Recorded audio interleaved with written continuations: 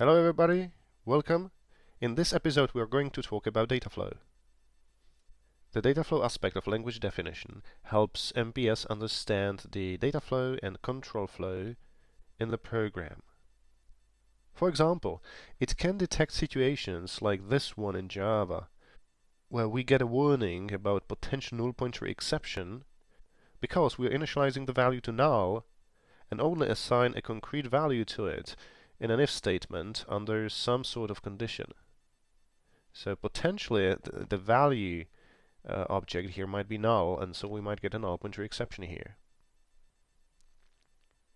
Right? If we initialize to a concrete value, the warning disappears.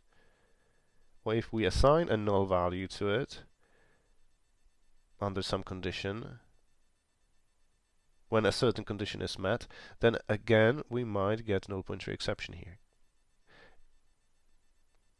And it is the Dataflow engine that analyzes this piece of code, and we can visualize the outcome if we go to language debug and pick Dataflow graph. Now we get a visualization of the flow of data throughout this little program. So we know here's an if jump that corresponds to the if condition, so potentially the flow might just jump after the if statement. So we potentially might not step through the body of the if statement, and so whatever happens inside here is optional. Can happen or cannot. And so the engine now knows that in the code following the if statement, the value may or may not correspond to either 20 or null, and then reports errors that result from that. Also, the Dataflow engine can detect situations like this, where we for sure know we never get into this if statement. So it will report unreachable code to us. So now we know, hey, we never get here. So we know now we never get to this code, so this code is useless. It will never be run. So again, that's an outcome of the Dataflow analysis. If we visualize now, we'll see in the graph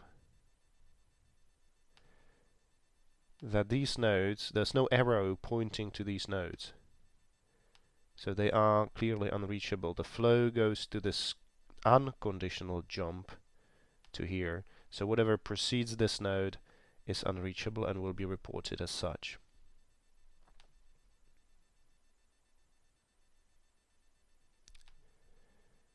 And additionally, if you declare a variable and never use it, if we remove this system out print line, now we get a warning the initializer of this a variable is pointless. It's redundant because it's never used. So again, it now analyzes the data flow and it detects that the variable is being assigned.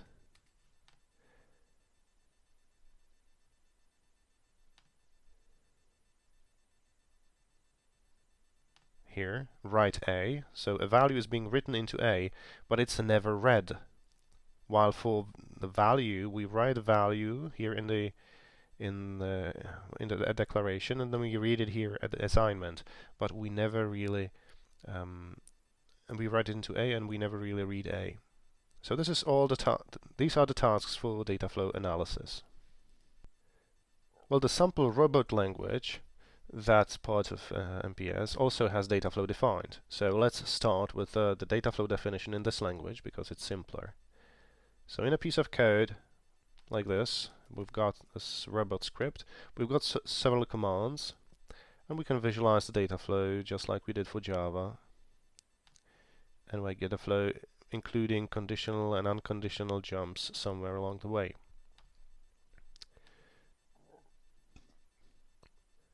So now how the data flow is defined.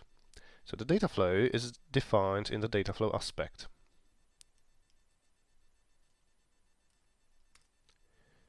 So in the language definition under data flow, we've got all the rules for individual concepts. So for each concept you've got data flow definition. For example, for script, the overall robot script, we've got a very simple definition.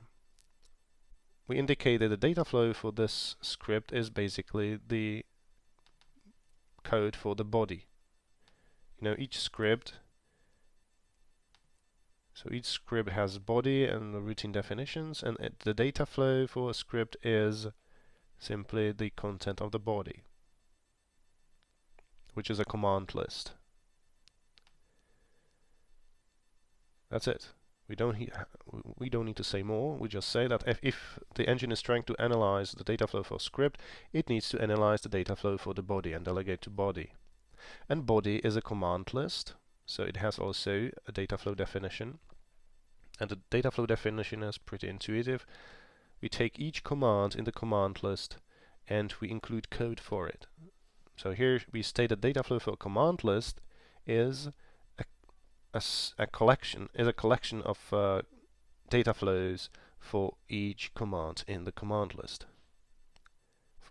How does the data flow look for the individual commands?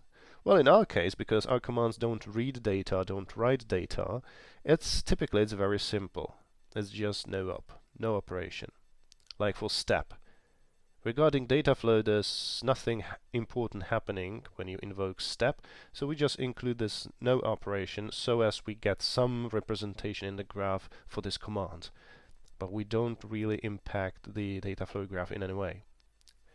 However, there are commands that have some impact. First, the simplest one, not. Well, for not, it's basically including code for the original condition, whichever that is. So we just delegate to the original. For control commands like while and if, it becomes more involved. Okay, data flow for while. So from a while command, the first thing that gets touched is the condition. The condition needs to be evaluated so that the computation can continue. So this is the first thing that data flow needs to have added instructions for. Then an instruction for an if jump is added, and the jump points right after the node. It points to here, to the empty line. So potentially we may, after evaluating the condition, skip the whole while statement, or we might continue and step in the body. In that case, the data flow for body, all the instructions for those are added to the data flow, and then unconditional jump back before the node, so right here before the condition evaluation, so that the condition can be evaluated again, and again conditionally we can skip the while statement or we can go in the body. So then if we visualize the while command's data flow,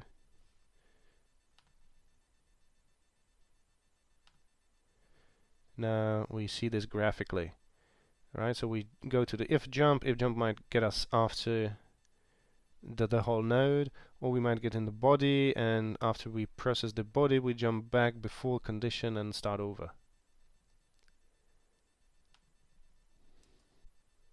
Now how about the if statement? So the first important thing we do here is checking the condition. Then after checking the condition we might jump after a label called else branch. Notice here's an else branch label, this one, and we might potentially jump after the else branch if the condition is false, because then the else branch is being executed, not the true branch. Now after if branch we might either step into the true branch, and then once we finish true branch we unconditionally jump after the whole if statement, because now there's the else branch and we never execute true branch and false branch at the same time. So now here's a jump that will basically mean now we are finished with the if statement. Now if the condition was false and we jumped to the else branch, then we have code for the false branch, and then we go after the whole node. We can visualize a graph for an if statement here. Let's make it a little bit more involved, so we add else branch and step in there. So now if we look at the data flow graph for the if statement, now that's exactly as the definition goes. So we go to the if. Now from if we might jump to the else branch, which is the step, and then finish, Or we might continue into the body of the true branch and process that. That also includes calling a routine out there. But now we are inside the turnaround method, so that's not important. And then we jump unconditionally. Notice there's no arrow here between 9 and 10. And we go to the end. So the else branch can only be accessed by an if jump from here. Now how about repeat? So Dataflow for repeat is slightly different in that it checks the concrete value. So it checks if the count of repetition is 0 or less, then we do something special. We do an unconditional jump after a label called end. So this is here. So we skip the whole Dataflow definition. So for 0, we just skip the body. If the condition is more than 0, now we create a label called loop start, so we have a place to jump back to.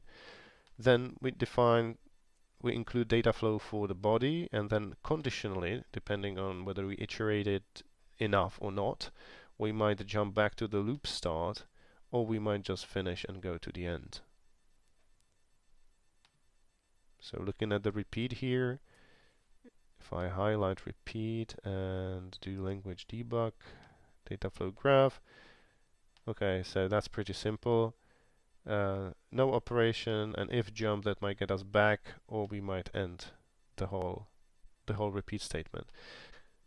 Now, if we set the counter to 0, we get an error, unreachable command here, and that's thanks to the condition here, which just skips the whole body. So the code that's under node body will not be included in the Dataflow analysis. So the engine will report it as unreachable because it wasn't reached during the analysis. So again, just to visualize the Dataflow.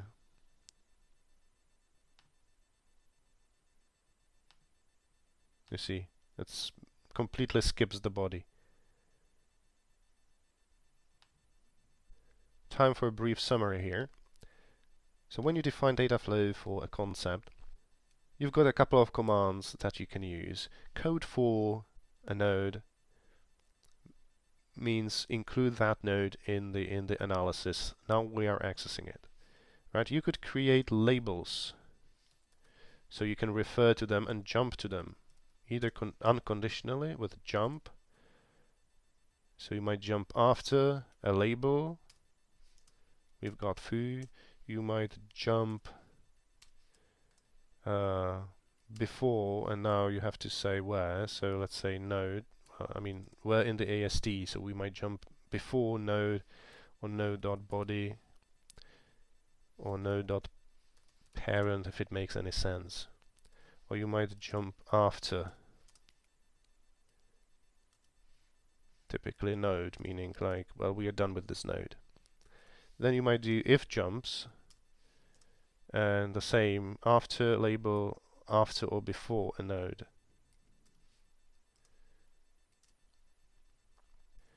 Then you may include empty operations that have no impact on the Dataflow analysis. You might also include returns, meaning like here we return. Include a return instruction. Here we're returning from a method. Okay, that was a brief recap. Now let's continue. You know, the robot language doesn't have any variables and values, so the Dataflow is more focused towards checking the control structures of the language. Now in more involved languages like Java, for example, you also need to track the values. If you have a variable, for example, and you assign a value to it in the initializer and then change the value later on, now this should have impact on Dataflow and should be somehow recorded and analyzed. So the Dataflow for Java contains more constructs. It contains constructs for reading and writing values, so you can record a place where a value is being read or where it's being written.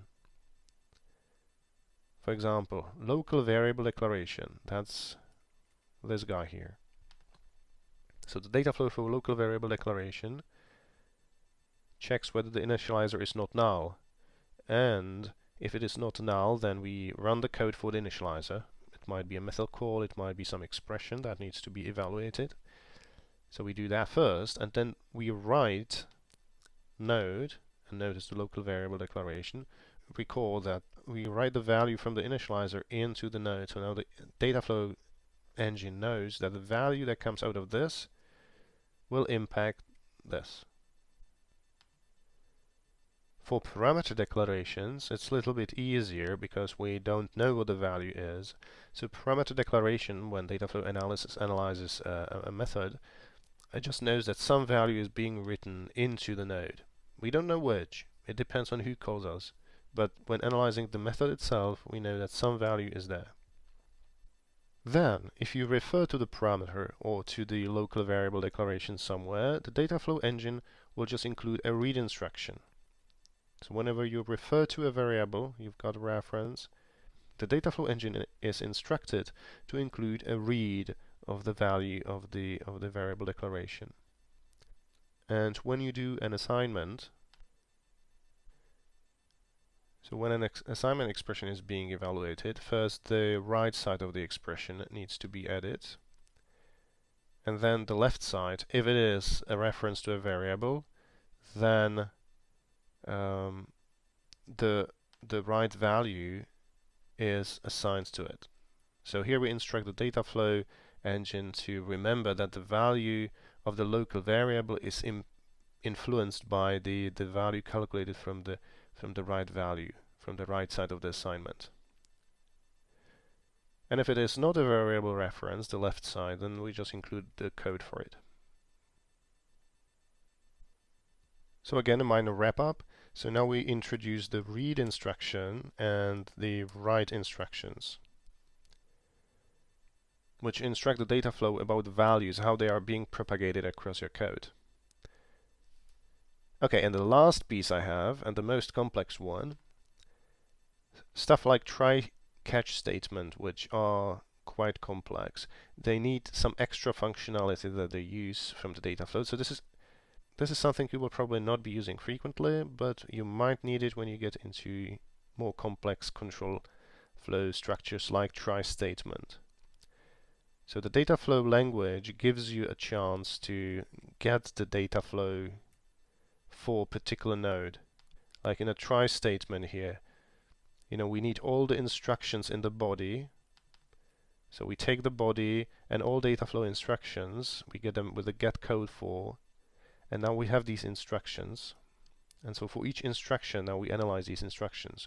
We may check whether the instruction is a return statement, or if it's a jump, or if it's a no operation, and then in this case, we don't care. So this is how you detect whether it is a jump, no operation, or return, these special instructions that have been added into the data flow.